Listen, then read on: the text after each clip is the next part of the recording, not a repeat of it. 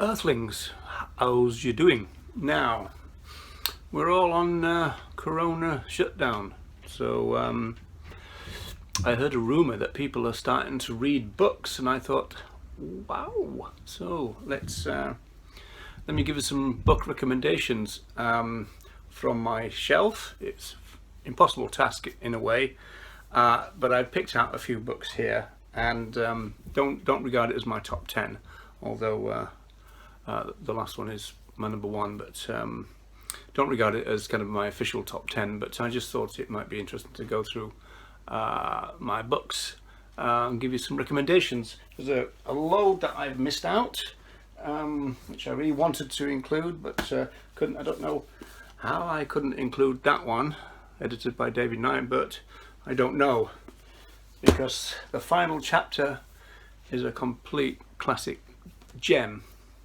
written by me. So there you go. So the first one, I picked out a few things that I'm going to kind of say about a few things. Hey Ruji, you're going to come back up onto my knee every time I start a video. You want to come on my knee, don't you? Hey? Yes. And then, because the ladies and gentlemen are watching, I've got to pretend that I even like you and stuff. You know, that's how bad it is. So the first book is this one by Stanley Cohen, 2001, and it's States of Denial. It's a very useful book for animal advocates. If you want to look at the psychology of denial, this is your book. You know, psychology is kind of more popular than sociology in the movement, which is a great shame. But if you want a bit of psychology that's really useful for animal advocacy, then this is the one. So that's all I'm going to say about that one, really. This one, 1996, Rain Without Thunder, and so this is interesting. Gary Francione, of course, and Francione now runs a counter movement. He's not really part of the movement. He doesn't see himself as part of the existing movement. And this book is when essentially there was a short time when Tom Reagan's work was prominent in the movement, just for a few years, and Francione worked with Reagan at one point, and then the kind of welfarists took over again, and so this is kind of the story of all that, and also right at the end the story of Francione's kind of split, if you like, with Reagan. This is if you want to know the history of the movement, and this is a great book to read. If you want to know why the animal rights movement is an animal welfare movement, then this is an essential book to read. So Rain Without Thunder, The Ideology of the Animal Rights Movement by Francione, recommended in that sense. That pile is going to fall, I'm sure. Now this one's an interesting one. Dominance and Affection. Now, it's an interesting text because it looks very critically at our pet owning and issues such as that. And the bit I wanted to pick out, there's lots of things, you know, it goes into issues about castration and the horrible kind of tools that are used on pets, you know. So I just wanted to pick out this bit. It said, human relations with nature is seldom pure. Whether we use plants and animals for economic or playful and aesthetic ends, we use them. We do not attend to them for their own good, except in fables. So that's a really recommended book, and it's probably unusual. I don't suppose many people in the animal movement are kind of aware of that book, but it's really, really interesting. And I hope it's still available. I hope it is. And what is this? This is 2000 and oh no, right, 1984. Right, so that's a very early book. That book actually is mentioned. This one, the same kind of themes in a way. In this, actually, it's Claire Palmer who cites the other book in this book, and Claire Palmer was one of the people I took part in a conference in 1989 with Carl Adams, and there was Claire Palmer and other people. Claire Palmer gave a Foucauldian summary of pet ownership, which was really interesting at the time. But that book is referenced in this book, and yeah, this is interesting. There's a bit that I wanted to pick out on this one as well. This is to do with language, which is a big issue in the movement and has been an issue for me for a long time. And it's in a section called The Training of the Human on page 87. The orthodox it rather than she or he to refer to animals that have been used without comment so far in this book can be interpreted as in and of itself constructing animals in a particular way. Indeed, so grammatically orthodox is that this subject making of the pet that even my word processing system underlines who when used to refer to an animal and offers a suggestion or a replacement of that. And you'll find that even on your computer. You try that. If you put in who, the computer will often think that's a mistake and suggest that instead. So these two books, an interesting kind of issue within the movement, the issue of pets, or what then became called companion animals, and now probably called animal companions. You know, so kind of language has kind of moved on. This is a movement book, Patrice Jones. This is an excellent book about trauma in the movement and or movements in general. There's some really interesting things. The actual subtext is confronting trauma, a guide to activists and their allies. Confronting trauma in a violent world. And I wanted to pick out one part of this as well, which says, this is page 14, people are animals. Animals have feelings. Animals have bodies that experience and express their feelings. Like other physiological processes, feelings persist even if they are ignored or denied. One of the myths of human superiority is that we can transcend our feelings while other animals are bound by theirs. So that's one of the kind of planks of the kind of human supremacist view, you know, that we're, you know, entirely kind of different class in a way, and you know, this idea that humans are rational and other animals are not, and etc., etc. So that's a good read. And if you want to look at you know, which is what's it called, dystopia, the Claire Mann idea, well, that one really is the book for that kind of idea. Also, Casey Taft has got an excellent sections about that in his books, but also there's a great video on vegan publishers about trauma within the movement, you know, the kind of trauma of being a vegan in a non-vegan world, like that kind of thing. Now, Herbert Marcuse. When you hear the name Herbert Marcuse, most people probably think of One-Dimensional Man, maybe Heroes and Civilization, but I've gone for this little book from 1970. It's called An Essay on Liberation. I can't show you the front because the front is blank. It's Marcuse's version of the Beatles' Black Album, I suppose. And this is a really strange thing. It's been, it's even got still got the library ticket and everything in there, you know. But just so you know, I didn't steal it. It was withdrawn from the library. So there. So this is a really interesting book. It's kind of like a manifesto, a kind of a activist kind of manifesto. And I want to actually read the last line, really.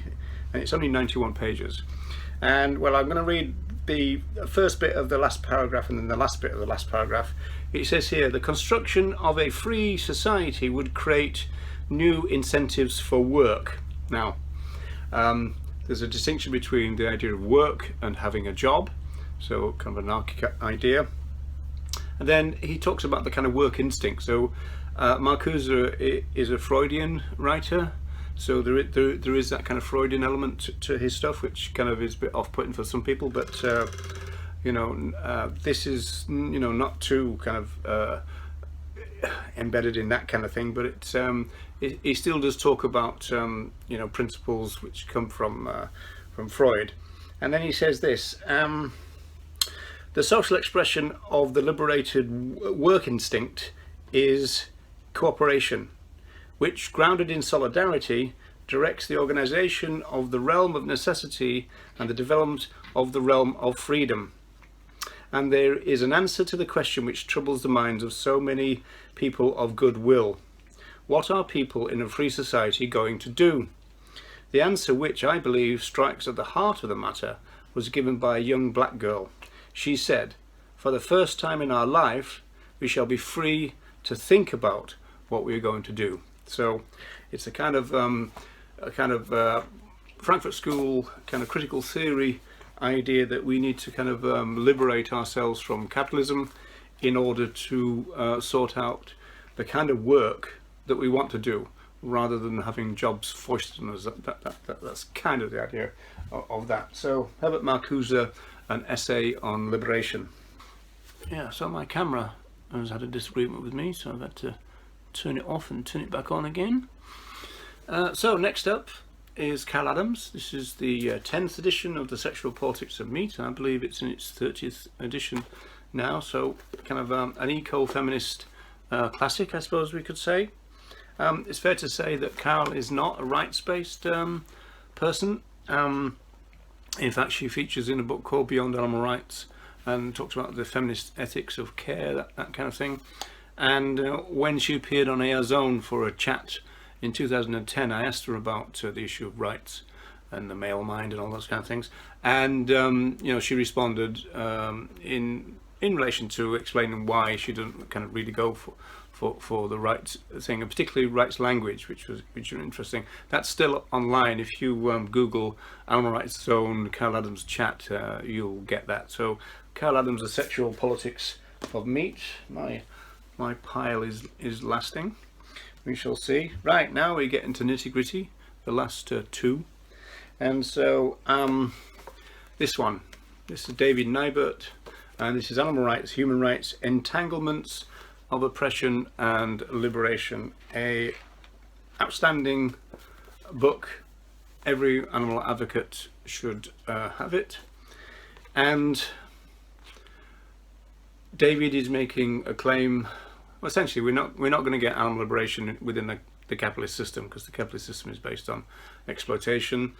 And it also kind of, before they arose in a way, he kind of answers all the problems in the movement at the moment, with people fearing what they call intersectional. So a lot of people in the movement are very wary of the pro-intersectional position, even though that's the basis of the beginning of our movement. But there's a lot of people who are very resistant to that, and not least because the people that we want to create an alliance with or work with, other progressives, are on the left, and the left have got a traditional kind of difficult relationship with animal rights for a variety of really complicated reasons that I'm not going to go into. But David writes this, and I thought I'd pick this bit out.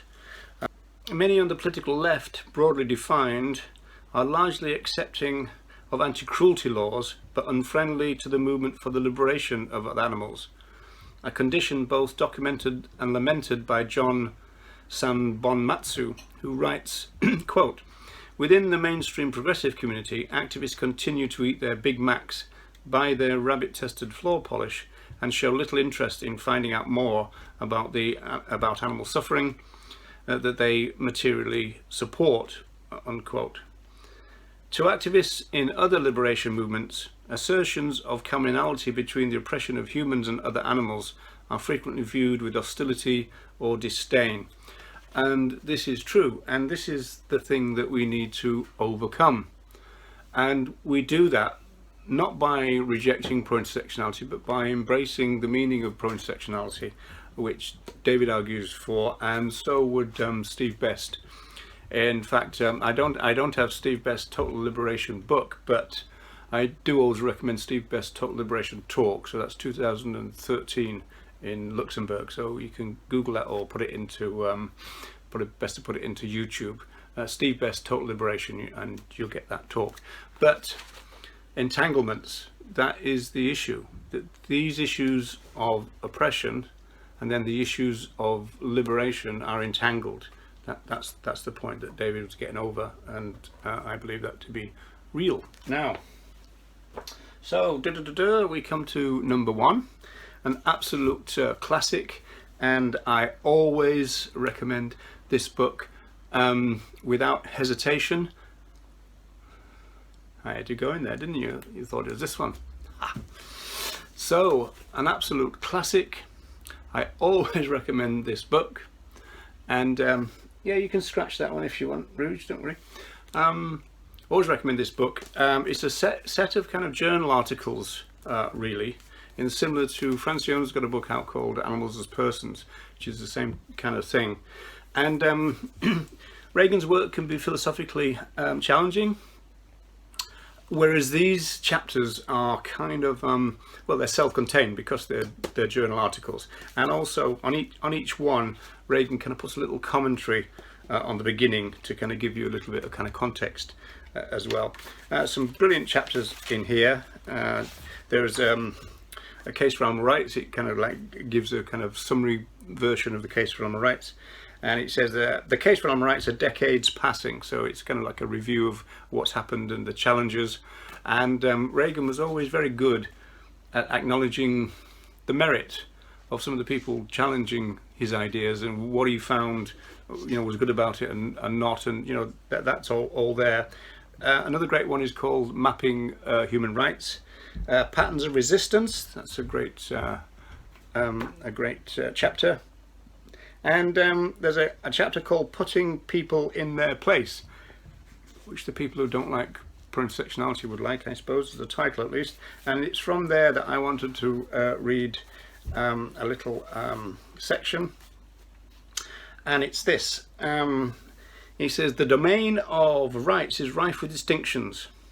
My hope is to make things as simple as my limited objectives permit. In addition to distinguishing between moral and legal rights, it is commonplace to distinguish between positive rights, rights to be helped or assisted, and negative rights, rights not to be harmed or interfered with. My remarks throughout are confined to negative moral rights, thereafter rights, including the rights to life, to bodily integrity, and to liberty. Rights share a number of important features. One in particular merits our attention. The feature I have in mind concerns how violating rights is tied to doing what is wrong, what I call the moral tie. It can be formulated as follows. The moral tie. It is morally wrong routinely to override the rights of some individuals merely on the grounds that others may benefit. So, throughout, powerful statements of Reagan's case for animal rights, or what he often would call the rights view. Absolutely excellent book, the best introduction to Reagan, I always think, rather than going for the case for animal rights itself. As I said, there's a summary of that in there. So I hope you find these useful. Let's see if I can put that there without anything happening. Yeah, let me know if you find these recommended useful, because I can give you some more should you wish. And see you next time. Be good, and Earthlings, take care.